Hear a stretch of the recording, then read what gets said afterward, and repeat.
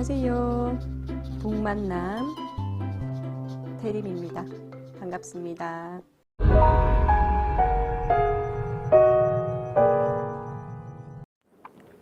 네, 첫 방송 무사히 잘 올리고요. 두 번째 올리도록 하겠습니다. 너무 길게 올리면 이걸 오늘 얘기를 하면 1시간 정도 걸릴 것 같은데, 그러면 사실 엄마들이 보기 힘들잖아요. 그죠? 그래서 제가 한 10분, 15분 단위로 끊어서 올리려고 합니다. 네. 괜찮으시죠? 네. 그래서 두 번째, 아까 첫 번째는 자존감이었고요. 두 번째는 스스로 생각하고 결정하는 법을 가르친다. 스스로 생각하는. 스스로 생각. 그리고 결정. 어떻게 스스로 생각하고 결정하는 법을 가르칠까요? 사실 성인인 우리도 결정장애 이런 말을 하면서 스스로 결정하지 못하는 어른들이 되게 많은데, 어떻게 하면 아이 때부터 이렇게 스스로 생각하고 결정할 수 있는 법을 가르쳐 줄 수 있을까요? 여기에서는 이렇게 이야기하고 있습니다. 더 자주 스스로 선택할 수 있는 기회를 준다. 엄마가 결정하는 것이 아니라 다른 양육자가 결정하는 것, 엄마가 결정하는 것이 아니라 다른 양육자가 결정하는 것이 아니라 스스로 선택할 수 있는 기회를 주는 거고요. 그리고 범위를 정해주고 마음껏 결정하게 한다. 이것에 대해서는 조금 이야기해 볼게요. 그러니까 어떠한 엄마가 아이가 모든 걸 자유에 맡기는 게 아니라 일정한 틀을 주는 거죠. 일정한 틀. 여기에 범위 안에서. 이 범위 안에서는 아이는 무엇을 해도 돼요. 놀아도 되고, 장난감 가지고 놀아도 되고, 공을 차고 놀아도 되고, 인형을 가지고 놀아도 되고, 책을 읽어도 되고, 차를 만지고 놀아도 되고, 어떤 걸 해도 괜찮아요. 하지만 그 넘는 범위에 대해서만 제재를 가하는 거죠. 저는 자유교육에서 얘기하는 루소가 얘기하는 그런 교육들 안에서도 특히 유럽 사람들이 아이들을 되게 자유롭게 키우잖아요. 근데 이거예요, 이거. 일정한 틀을 정해놓고 그 안에서. 그러니까 그 틀의 범위가 부모님마다 다른 거죠, 그죠? 어떤 부모는 그 틀이 되게 좁고, 어떤 부모는 부모의 틀이 이렇게 점점 넓어지는데, 저는 조금 부모의 틀을 조금 넓혔으면 좋겠어요.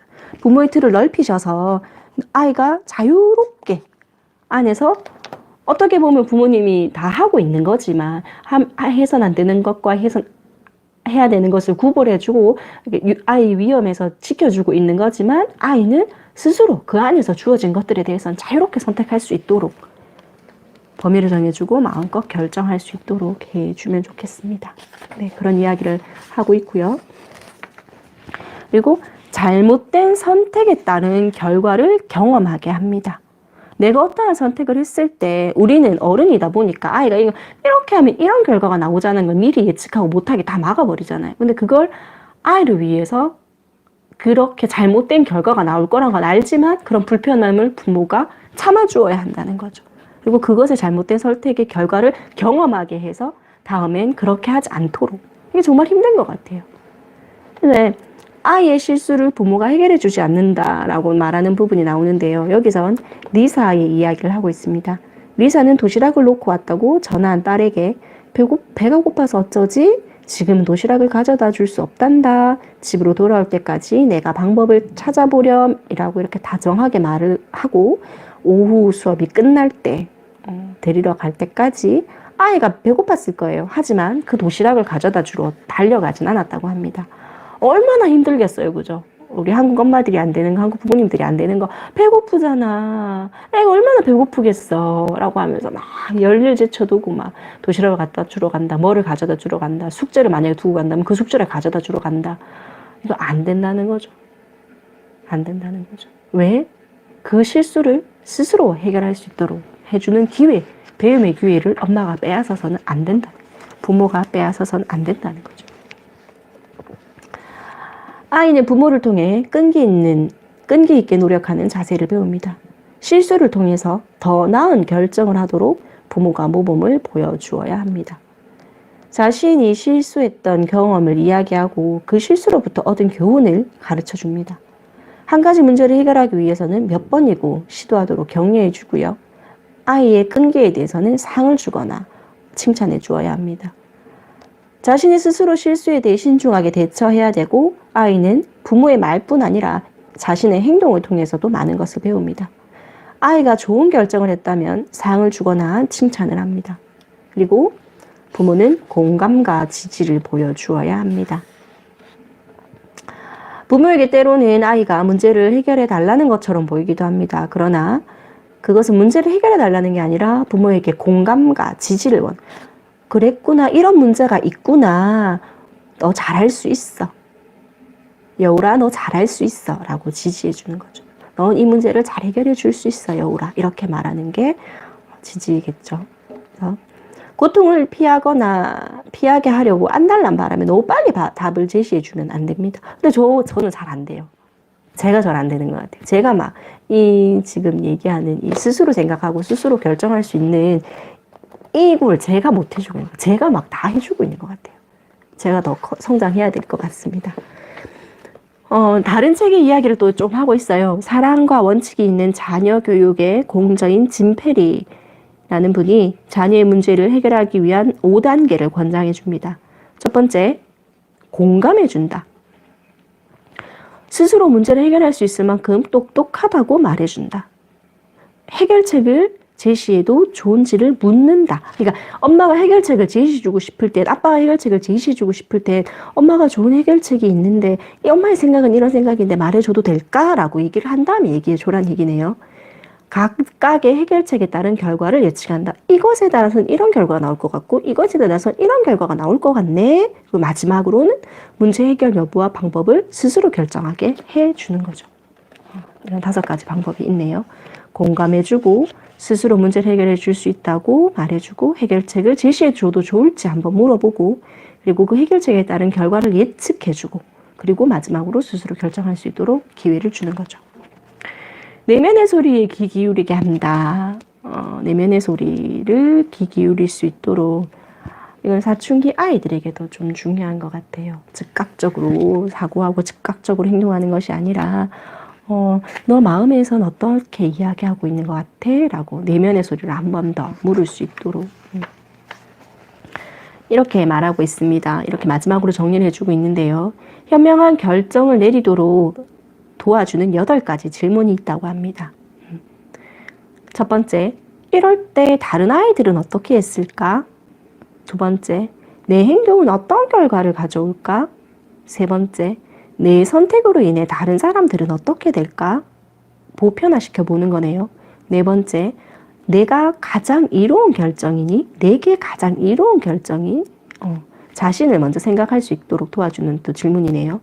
다섯 번째, 눈을 감고 첫 번째 방법을 선택했다고 상상하면 어떤 느낌이 드니?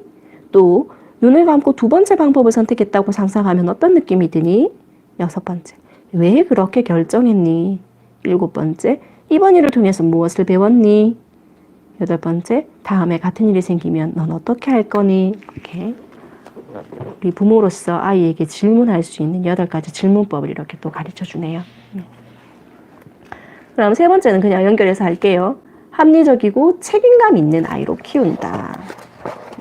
세 번째, 책임감입니다.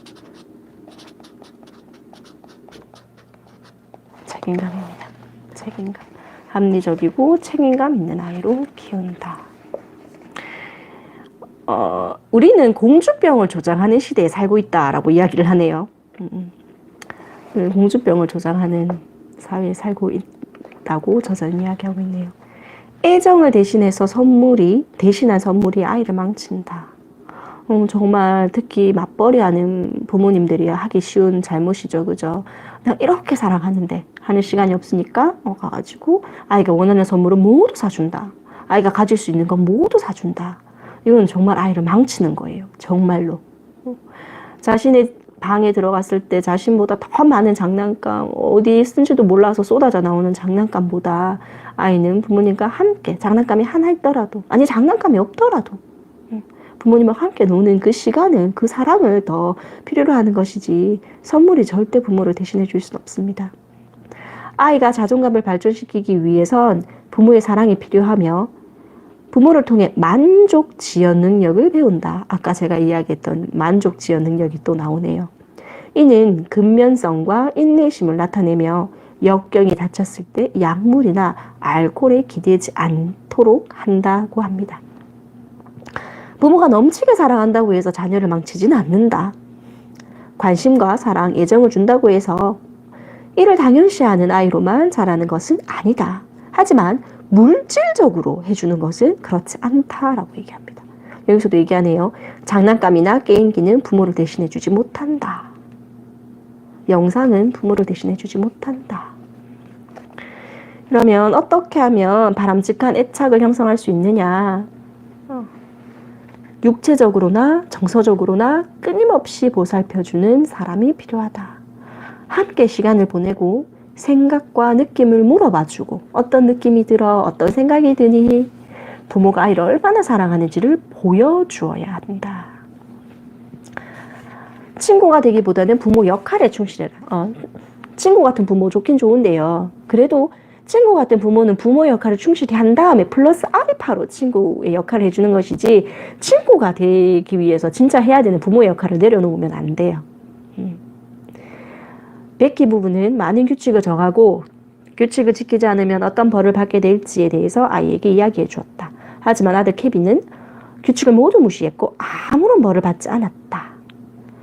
학교에 입학한 케빈은 담임교사로부터 아무렇게나 행동하고 처벌도 무시하는 문제야라는 말을 들은 것은 놀라운 일이 아니다. 당연하죠.